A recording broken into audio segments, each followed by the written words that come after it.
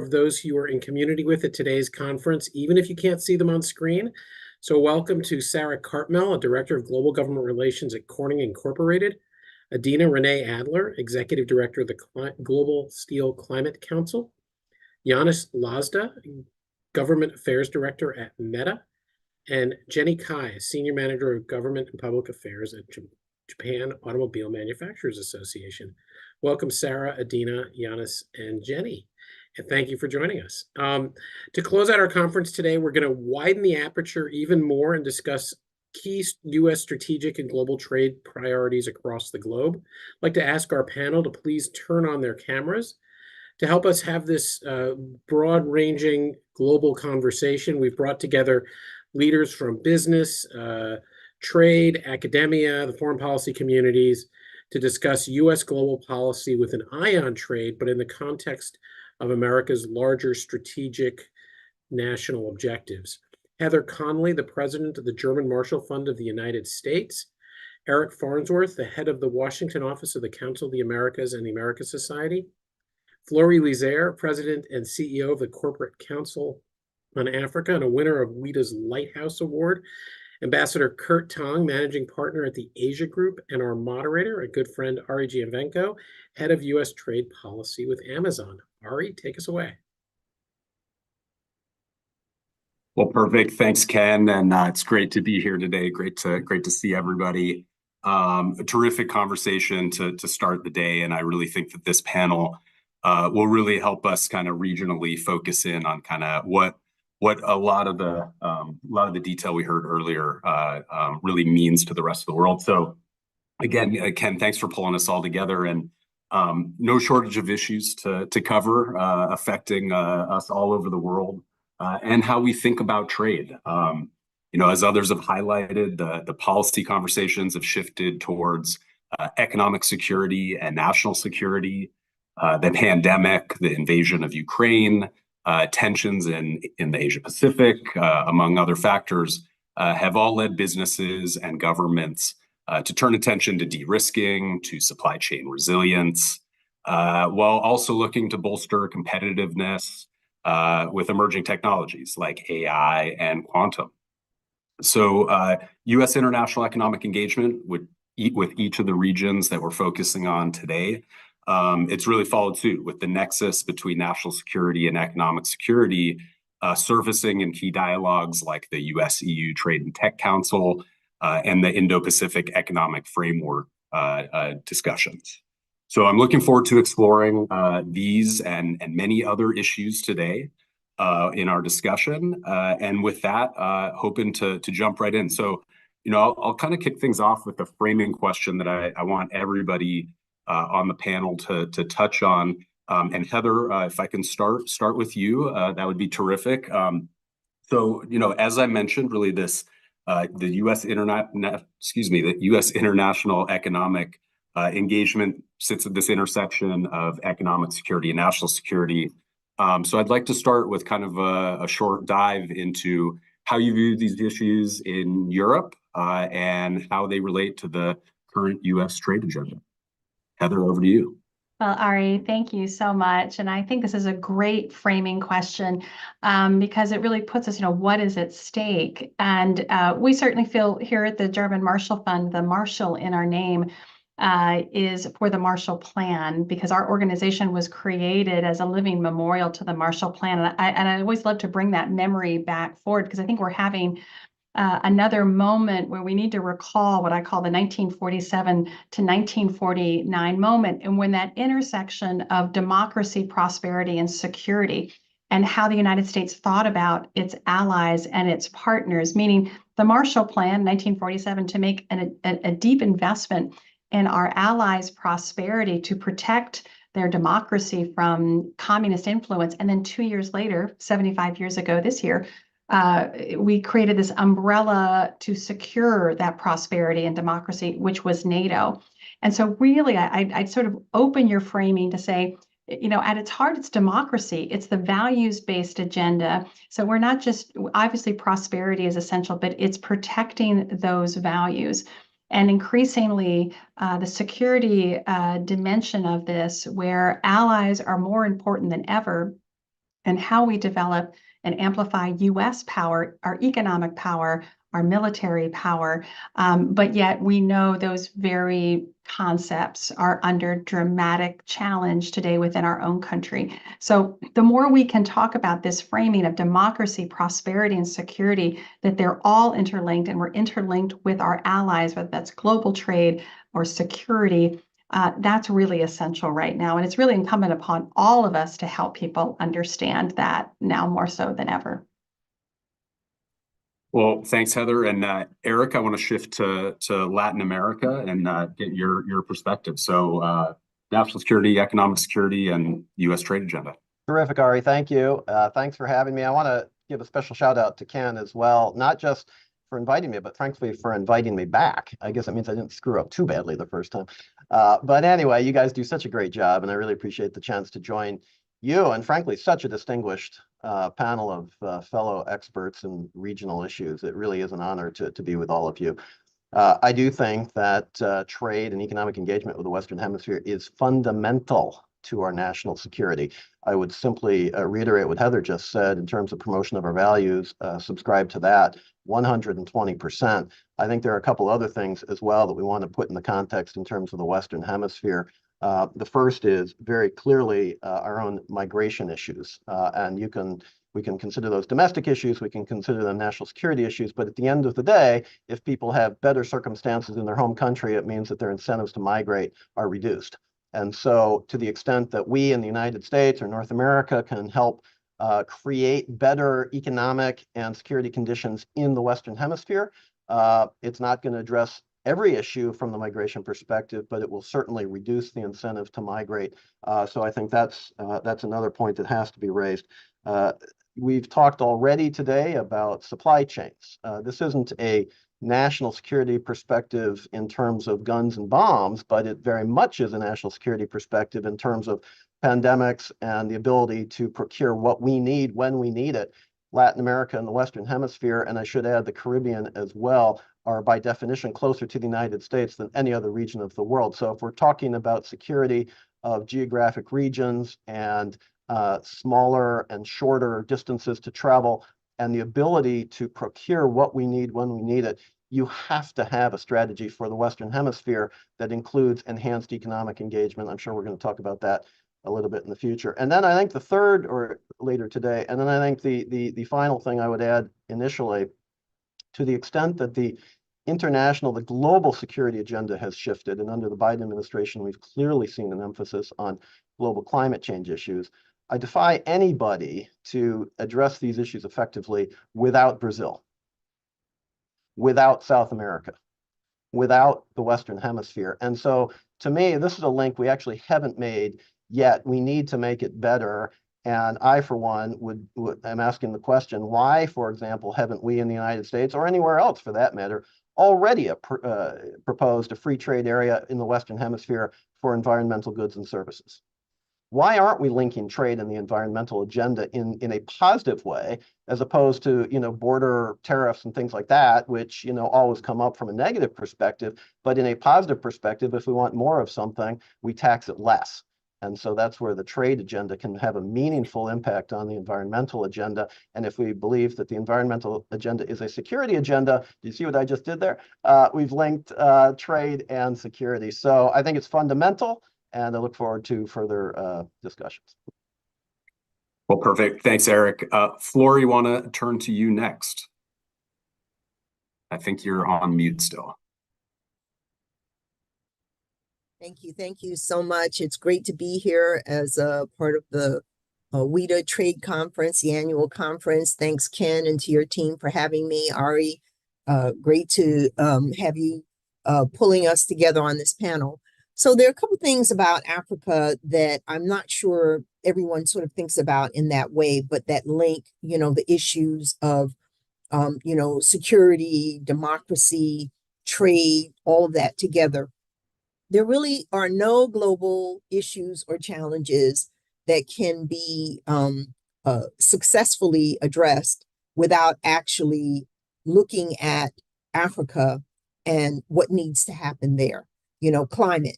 If the Africans are not involved in climate, there's not going to be an effective addressing of that. If you're looking at meeting the SDGs, they're the countries that need that additional boost that's going to make them able to meet those development goals. Security issues. Africa is the place where if you don't focus on some of the things that are driving insecurity on the continent, what happens with youth there, right? So if they don't have the kind of economic development that they need, they don't have the kind of job creation that they need on the continent, then that has an impact on security. We also know that for companies that are invested on the continent, CCA, many of CCA's members, they need to have a secure environment where rule of law is respected, and we're promoting democracy and good governance, rule of law. All of these are things which are really critical on the continent, and the main labor force of the global economy will come from there. Africa is also a place where, as the supply chains broke during COVID, and in the process of developing more supply chain resiliency, there are folks who are moving their manufacturing or diversifying their manufacturing out of the places that they have been. Not completely, of course, but it's diversification, right? So not as much in China, but maybe there's some things we can produce on the continent. And for them, obviously being able to have the value addition, beneficiation, manufacturing of process of their products and commodities, not happening out of the continent and then shipping back in, but being able to do that there then makes them stronger, but also makes them better consumers, right? They have more income, they have a strong growing middle class. That's going to make them better consumers and partners with the United States. And by the way, we are a premier, they look at the United States as a key strategic partner. We need to be looking at them also as a key strategic partner. And maybe I'll just end by saying that, a lot of times when people talk about Africa, they're saying, oh, well, we have to be in Africa to counter in terms of trade, investment, our businesses being there. Oh, we have to be there to counter China. But everyone who's trying to grow their businesses is in Africa. It's not just a U.S. China competition for Africa. You go there. I'm there all the time. I'm leaving Friday to go to Ethiopia and Nigeria. They are, in fact, and partly because of the African Continental Free Trade Area that they have established, which, 1.3 billion people, $3.4 trillion combined GDP, they are a very attractive market for companies all over the world that want to grow their bottom line, want to diversify, as I said, in terms of who they source from, who they do business with. So again, even though they are a very tiny part of our trade, still probably for the U.S., less than 2%. Nevertheless, it's still very important and strategic that we engage with them as economic partners, as partners sharing the same values in terms of democracy, good governance, and all of those things. But I think that nexus between what we're doing in the economic sphere, there is a strong connection there to the issues of security and prosperity, really. Well, perfect. Well, thank you so much, Flory. And want to round out the first round here with Ambassador Tong, Asia. So how do you view these issues? Obviously, a lot going on, large region. Would love your perspective. It is a large region. Thanks very much. And it's a pleasure to, as always, to be associated with the WITA. Let me play cleanup hitter by being a little bit more analytical rather than prescriptive and describe the region as torn by national security prerogatives, tearing at a fabric which was supply chain fabric and investment fabric and trade fabric that was primarily designed around cost efficiency and the expectation of ever more open borders for trade and investment based upon a long-term prospect of working step by step gradually towards less government interference in trade and investment rather than more, driven by visions laid out in organizations like APEC and in visions like the Free Trade Area of the Asia Pacific. That seemed to be the general trend up until about 6, 7, 8 years ago, when things, maybe longer, maybe a decade, things started to pivot like the Titanic in the direction of national security prerogatives and priorities starting to take more prominence, and the economic efficiency priorities fading over time in relative terms. Lots of reasons for that. The COVID pandemic highlighted the importance of supply chain resilience and the need for solutions that were not designed purely around cost.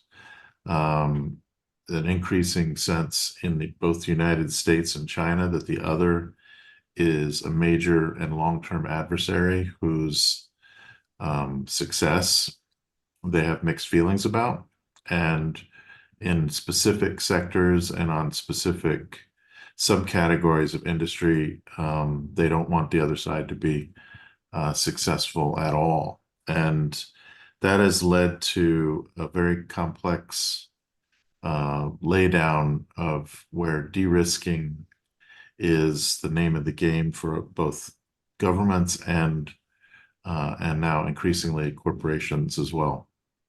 The all parties are still pushing back on the concept of a economic Cold War or widespread decoupling, even as the U.S. and China still, even with the sort of truce or plateau in worsening relations that Biden and Xi have managed to engineer recently, still generally moving in the direction of greater decoupling of the Chinese and American economies, creating a dilemma for much of the rest of the region, who share to very much varying degrees the level of concern the United States has about the rise of China, and therefore very much varying degrees of sympathy for the de-risking measures that policy from the US and from some other capitals like Tokyo,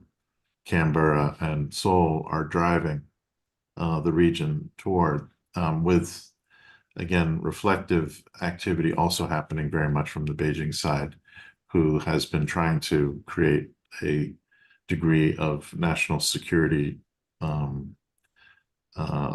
autonomy or distancing from dependence, non-dependence, independence from the international economy for some decades. So that's where we are. It's messy, it's exciting. A lot of companies are still making tons of money despite these circumstances, just given the underlying fundamentals, but it is a increasingly complex environment. And the last thing I say, since this is the Washington ITA, U.S. policies is a mixed mash of incoherent and inconsistent statements and prerogatives and priorities, and then it's kind of a mess. So that's makes it fun too. Perfect. Well, Ambassador, maybe just sticking with you for a second, so we can kind of go in reverse direction here, just so you don't have to wait as long, and maybe you get some of your answers in a little sooner. I want to unpack that a little bit. So you talk about kind of a mishmash of different U.S. policy reactions and responses. There's IPEF, there's Quad discussions. There's a lot of different engagements that have been stood up over the last few years. Be curious, kind of like what do you see as the path? There's obviously a lot of different tools out there, but what really brings in your view, what really brings the best U.S. engagement to the region? What are we looking at? Best? Well, what is happening is a shift away from negotiating outcomes to using domestic policy to shape outcomes. So with the Inflation Reduction Act, CHIPS Act, the use of the CFIUS, and other measures, the U.S. is shaping supply chains, and doing so in fairly aggressive fashion. And in ways which, make sense from a national security perspective, not from an economic efficiency perspective. And as a sort of side effort related to that, there's general diplomacy around the concept of friend shoring, ally shoring, near shoring, all kinds of shoring. But when it comes to the actual practicalities, it's much more complicated, especially given the division of power between Articles 1 and 2 of the U.S. Constitution, and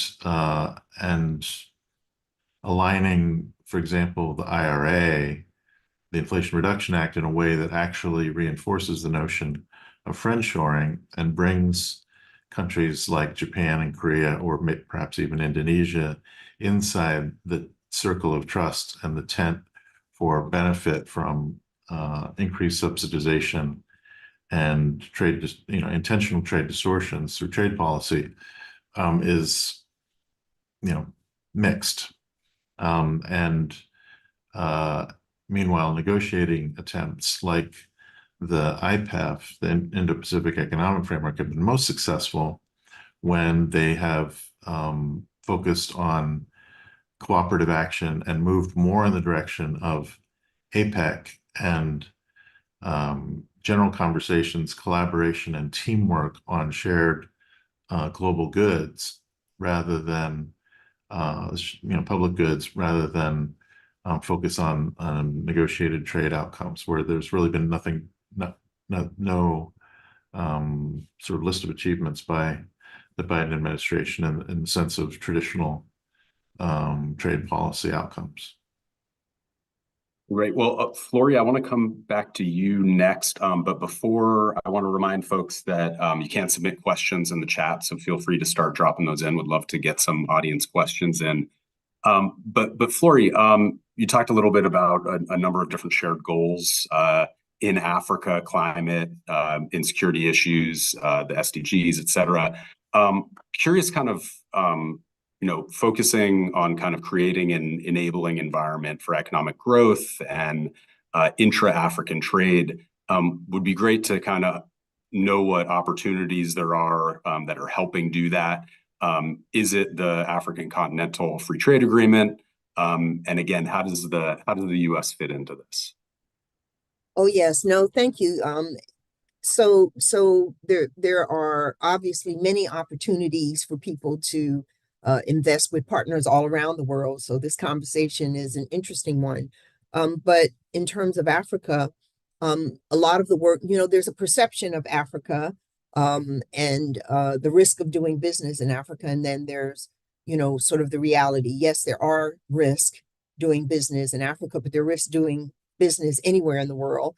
And the issue has to be, what are the ways that we can collaborate and partner with? How can we bring the U.S. and African governments together, as well as private sectors together? In Africa, the African Continental Free Trade Area, as I said earlier, it'll be one of the largest free trade markets that's been established since the WTO.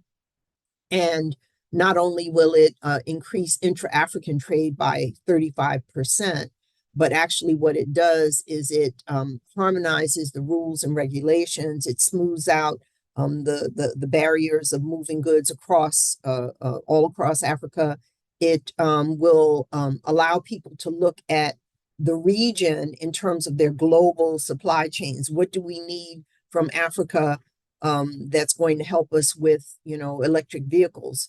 Is there a way that rather than sending, the majority of the world's critical minerals, lithium and cobalt, and all the rest are in Africa right now, the way that the global supply chain works is that they go to Africa, they take those not take, but they mine those products there. They get shipped to other places, largely China, but there are other places as well where their products are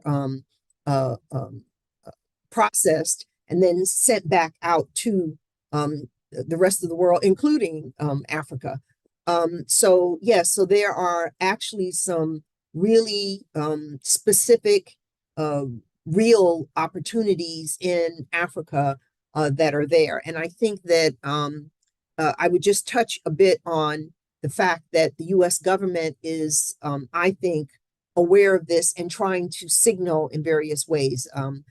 President Biden and the Biden administration hosted the second only ever US Africa Leaders Summit in December of 2022. It had not been done since 2014.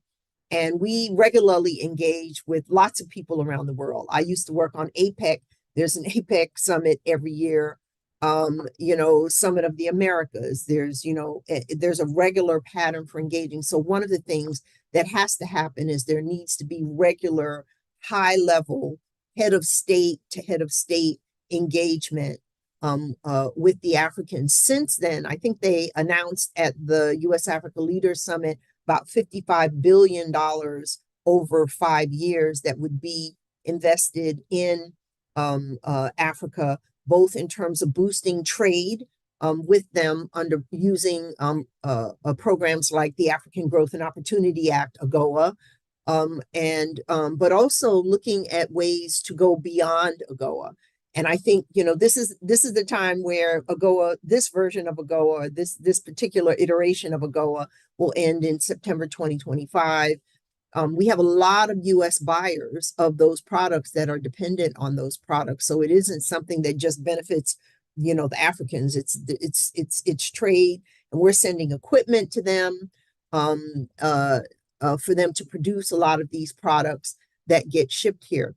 So I think that the U.S. government has signaled, and since December of 22, the vice president has visited. The president was supposed to actually visit in December, and because of some of the other issues surrounding the Gaza-Israeli issue, my understanding is that it was not good timing for him to be traveling to Africa, but I'm hoping that it happens very soon in 2024, and there are a lot of us who think it will. We have a range of programs: Prosper Africa, we have Power Africa, we have AGOA, as I said, led by my former place, USTR, put in my plug for that. But we have a number of programs. We have one that's focused on infrastructure, where we are investing in Africa's infrastructure, which is an important, both the soft and the hard infrastructure. So again, there are a lot of opportunities in Africa, and strategically, I think both the US government as well as our private sector are very focused on it. Our private sector tells us we're there not just to do good. A lot of companies are there doing good things, CSR, but what they say is we're actually there to do well, which is a different issue altogether. And we like that. We want to crowd that in more in Africa, more investment. Right now, they are 0.7% of our total US FDI. So there's clearly a lot of room for more investment on the continent in a range of areas. They have 60% of the world's arable land that has not been cultivated yet, right? They have all these critical minerals. They have, and digitalization. Oh my gosh, the digital economy is growing leaps and bounds on the continent as well. So, we need to look at all the tools that we have, look at all of the government agencies. Just at an event, Exim Bank is there, USTDA is there, Commerce Department. There are a lot of folks. MCC, $11 billion of US grant money has gone into like 21 different African countries. People don't know that.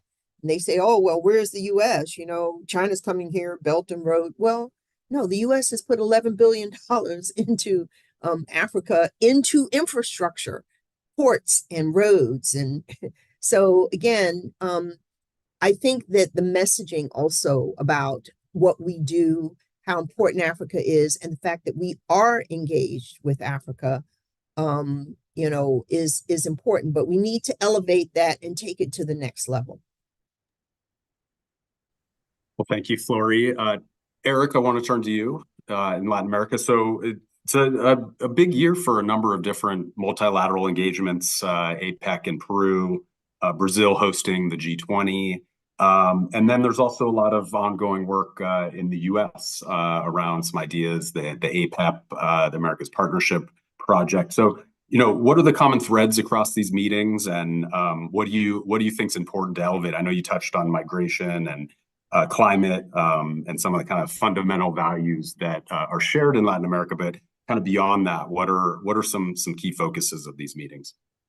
Harry, thanks. You know, Flory was lamenting that we don't have leaders meetings all the time with Africa, and I'm saying, Flory, be careful what you wish for, because you know some of the Americas ain't exactly a bowl of cherries all the time. So, in any event, that's right. But at least they're coming to the table with a bowl. Well, okay. Well, go ahead, Eric. Right. I'm sorry. Well, fair enough. But anyway, you know, it occurs to me, because Ari asked the question about multilateral meetings this year, and you know, I think some of that is honestly, you know, coincidence. But there are a couple things that I think you need to be looking for, that we all should be looking for. One is Brazil's global positioning. You have President Lula reelected in Brazil. He clearly sees the G20 as a platform for himself and for Brazil, just like he did when he was president last time. And you remember that was during the depths of the 2007-2008 financial crisis. And Lula actually emerged as a star during that time frame. It's a different time now. It's a different place years later. But I think that the formal agenda aside, which is going to be all the things that we always talk about, digitization and you know, empowering SMEs and you know, financial management to the global economic conditions, all of those good and important issues. But the real issue is, how does Brazil come off in terms of this meeting? And does President Lula reestablish himself in the global position that he clearly wants to be in, and has tried to be already in terms of Ukraine and saying things about Gaza and various things like that. So that'll be interesting to watch. I think, you know, from the trade perspective, I mean, G20 is more financial. For the trade perspective, will be APEC in Peru, and we just saw what happened in San Francisco, obviously. This will be the third time Peru has hosted. It's always at the end of a U.S. presidential term, the first in 2008 when George Bush went, 2016 when Barack Obama went, and that was his last international trip. It was after the election, before the inauguration, and of course this year as well. And the comparison I would make and draw people's attention to is what happened in 2016. I was there.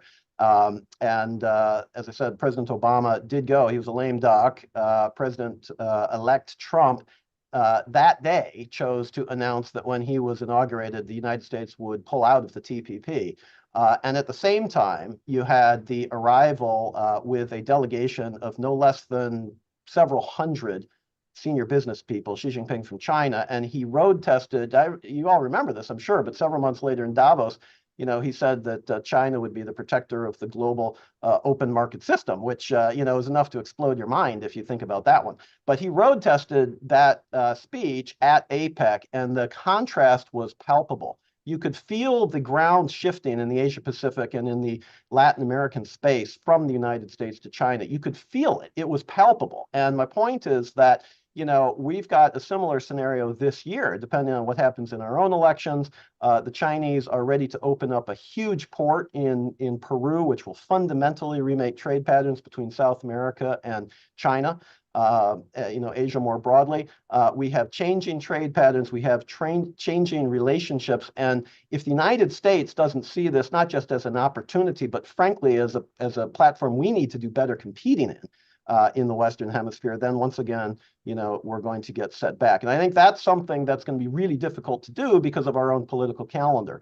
And so we recognize that. But at the same time, Ari, in terms of your question, how do these things come together?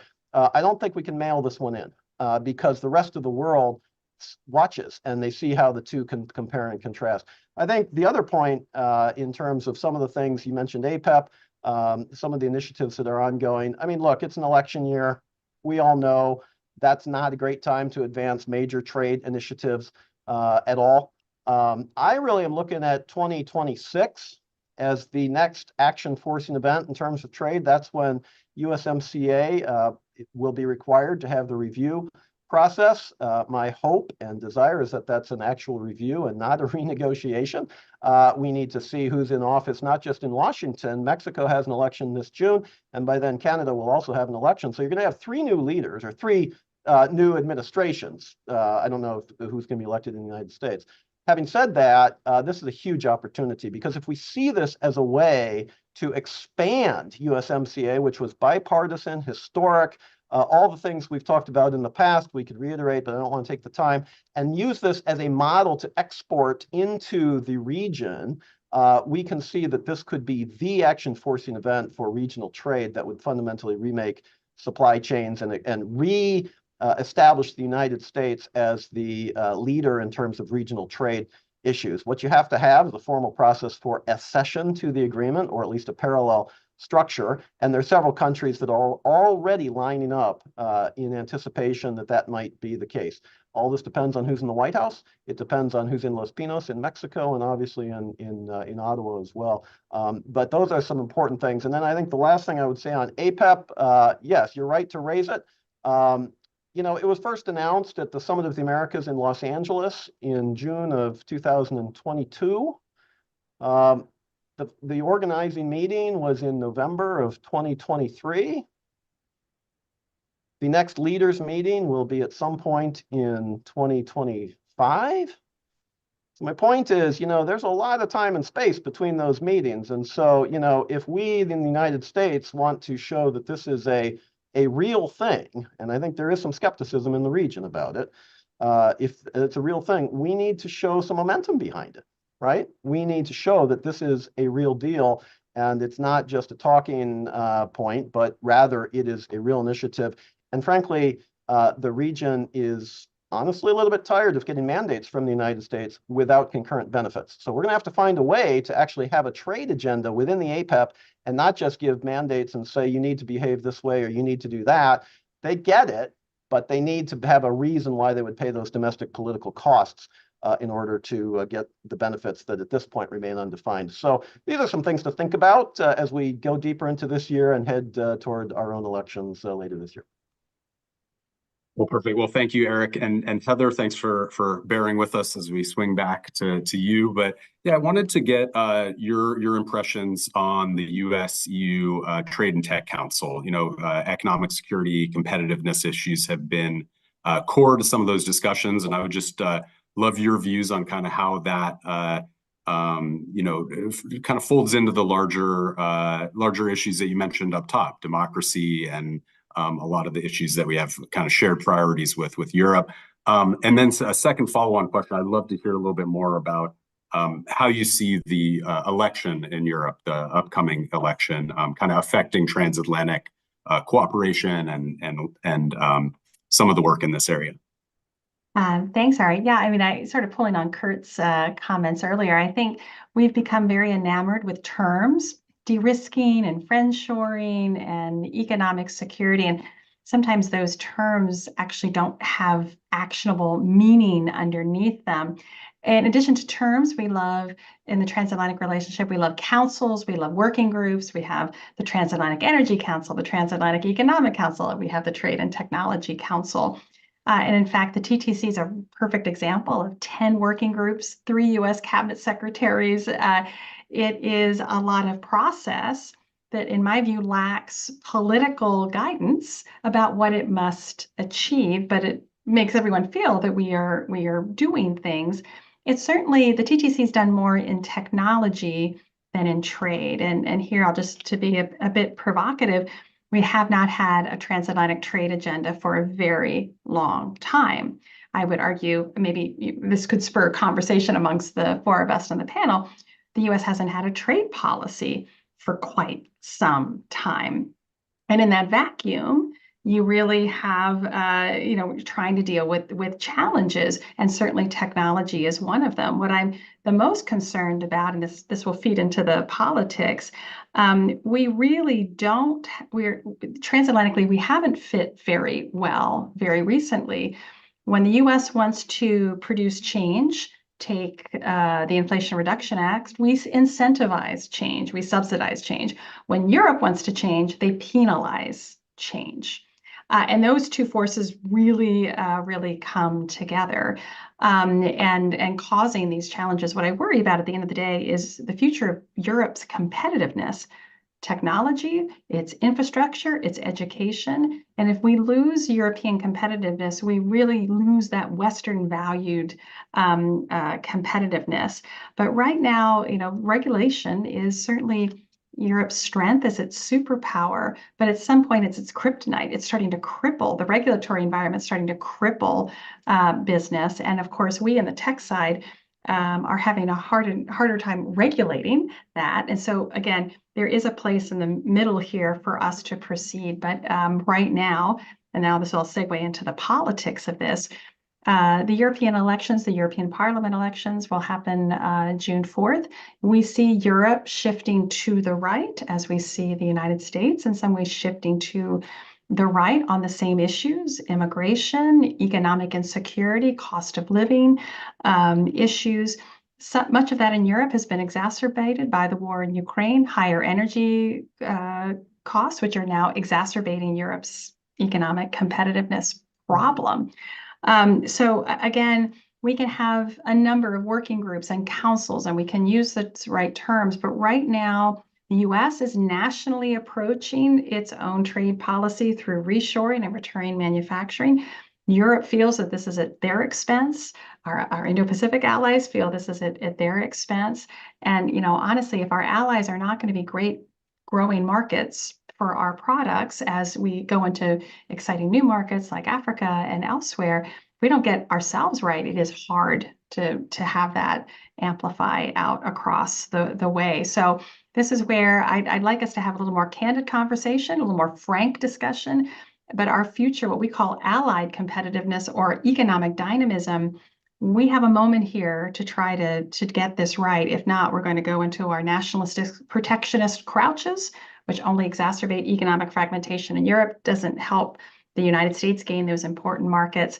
Until there's a political force that stops this, it's hard to see what's going to break us out of it. So a lot of challenges and great grist for GMF to work on and helping allies become more economically dynamic and responsive to these changing times. Well, thanks, Heather. And I actually think, keying off a little bit of your remarks with the others on the panel. I mean, you talk about kind of what is the trade agenda, what does our commercial agenda look like? There's protectionism, there is kind of a lot in there to unpack. And I'd be curious, kind of maybe back to you, Ambassador. Like, how are some of these issues, being seen in Asia? Can the U.S. expand trade investment anymore, or what is what's possible? Well, it's somewhere between bemusement and tolerance. I guess consternation, depending on the conversation.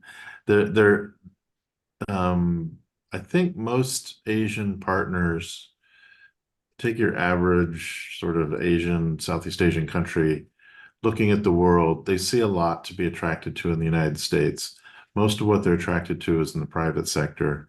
They're still getting a lot of that engagement from the private sector, although it's being complicated by government policy. They would like a more facilitative government approaches to reinforce engagement and deepening of business ties, but they haven't despaired yet. There was discussion about a potential U.S. political transition that could lead to, a wider range of potential outcomes between protectionism and aggressive negotiation, lots of possibilities there. That will test that proposition that these nations are in the long run still interested in and a bit patient towards the United States. But I wouldn't despair. I was very taken by Eric's laydown of 2026 and the USMCA deadline as one action forcing event. I personally don't know whether 2026 is too soon to be optimistic, or we might need to look at 28. But I do think that there are paths forward, maybe even in the time before a sort of post protection era in U.S. politics, where some things might be explored. So I'm taking up too much time, but just let me offer two thoughts in 1 minute. One would be a bilateral focused approach, where even the Trump administration was quite focused on doing a bilateral with Japan. I think they could be convinced to do a bilateral with Taiwan. And there was an enormous amount of effort put into bilateral talks with China, which could be resumed in a sort of muscular kind of way by an administration that's willing to actually sit down with China and try and arm wrestle just closure on some issues to the mutual benefit of both. Maybe too optimistic a thought, but it would be interesting to see that happen. And the other would be a sectoral approach where the U.S. targets these sectors that it says it's most focused on: new energy technologies, information technologies, digital trade, and try and reach minilateral or multilateral sectoral agreements that really drive the environment forward in a way that would very much benefit U.S. business in the sectors where we're most competitive. The difficulty is that in some of those sectors, the most powerful and successful American companies are also politically unpopular. But there is a lot to be said for a kind of aggressive sectoral-based approach that might avoid some of the difficulties around traditional industry and the notion of job destruction through trade opening in those traditional industries. Perfect. Well, thank you, Ambassador. And I do want to just end here. I know Ken is on, but maybe just a quick rapid fire across the panel real quick. What's one thing in your region that we'll be talking about a year from now that maybe we weren't talking about here today? Whether, business, technology, politics, policy, anything. Just quick, maybe Flory, Eric, Heather, and then back to you, Ambassador.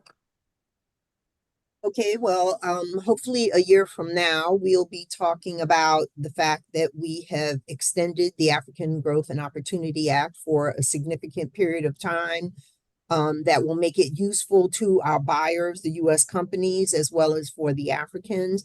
And secondly, I hope we'll be able to say that the U.S.-Kenya Strategic Trade and Investment Partnership has concluded, and we're ready to move to the market access part of the agreement.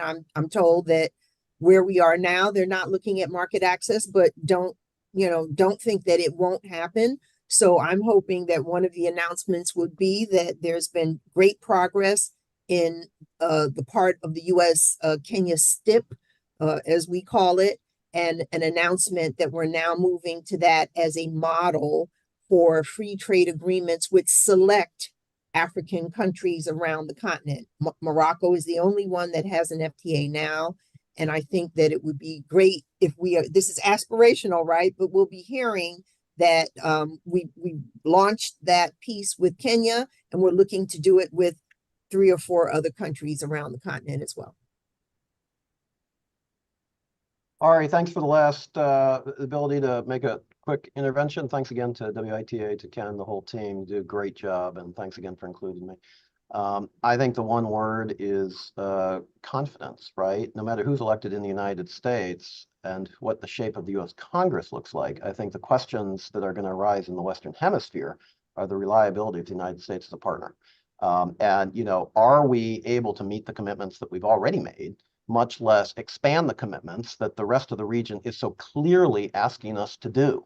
And I think that's an open question. It's not a partisan comment at all, because I think it pertains to both parties, and it particularly pertains to the shape of the U.S. Congress, because at least in the Western Hemisphere, they play a huge role in U.S. politics and U.S.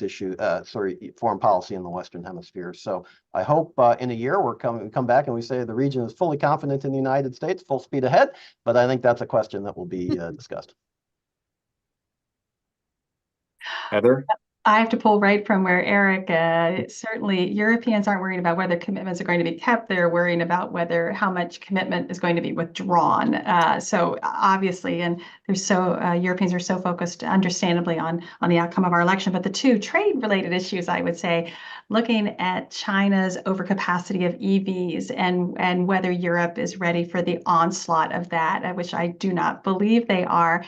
And then my own interest is how much of energy-intensive European manufacturing will actually come to the U.S. because of the IRA, and how that will alter our own transatlantic trading patterns. So that's what I'm looking at the next year or so.